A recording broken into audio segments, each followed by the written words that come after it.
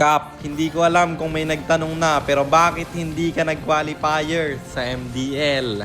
Teka, baka kilala mo lang ako at lagi kang nanonood pero hindi ka pala nakapollow sa page. I-follow mo na yan. Isa lang. So ayon, nandito na tayo sa pang-679 na araw ng isang game kada araw. Digmaan na! Bakit nga ba hindi ako ulit nag-qualifier sa MDL?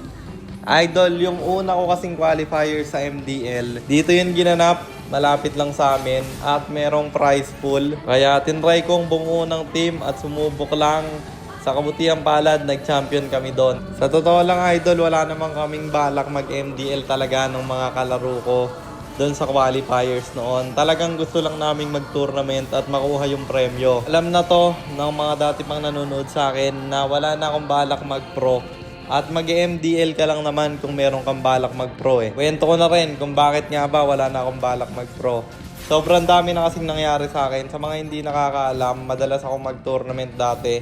Madalas rin ako mag-champion, lalo na pag unang buo ko ng team, unang tournament namin, nagcha-champion agad. Tapos yung mga sumunod na tournament, hindi na nananalo, kaya nadidisband kami. At merong isang malalang pangyayari na may content creator akong kaibigan na ang sabi niya, merong naghahanap ng core, isang team na naka-bootcamp daw. At tiwala naman ako kasi yung team nun, ang sabi, meron ding isang sobrang laking content creator. Di na ako magbabanggit ng pangalan guys ha, na nag-handle doon sa team na yon.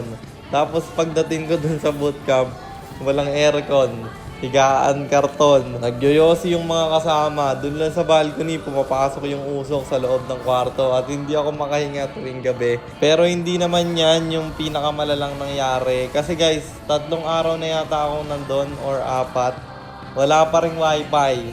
Tapos, inaaya nila ako mag-inuman, hindi naman ganun pinunta ko doon guys, hindi naman pag-i-enjoy. Ang pinunta ko doon, gusto ko maging pro player at ganun lang pala yung mapupuntahan ko. Kaya nagdesisyon ako noon na magpasundo na at umuwi. Doon na natapos yung pangarap kong mag-pro pre. Nag-focus na lang ako noon sa Axie, sa pagpapilot at pagiging content creator. Masyadong humaba yung kwento, natapos na yung laban bro. Kaya panalo na naman tayo and ang standing na natin ay 572, 107, 572 wins and 107 losses. At para sa mga hindi nakakaalam at bago lang, ang ginagawa po nating content ay 1 game per day, solo, rank, game at ang goal natin sa content natin na to ay mag 100 win streak bro. At yun lang, sana meron kayo natutunan sa content natin na to. Kung meron man, pakishare lang, then after nyo i-share, mag-comment na rin kayo ng pa-shoutout para ma-shoutout ko kayo sa mga next nating content. At i-comment nyo na rin ang inyong mga katanungan kasi baka malay mo sa next nating content, comment mo naman ang mapili ko. At para naman sa mga gustong magpapilot ng ML account, mag-PM lang kayo, nagre-reply ako. At syempre, may bayad yon. Kahit hanggang anong rank pwede nyo ipapilot, kahit anong hero pwede nyo ipaspam basta may additional payment pag magpapaspam kayo ng hero. At yun lang guys, sana nag-enjoy kayo sa content natin na to. At shoutout sa iyo Jay Corobane, kay June Cortez, kay John Denver Su at kay Shun Lee. Maraming salamat sa inyong suporta. Mag-iingat kayo palagi. God bless. Paalam!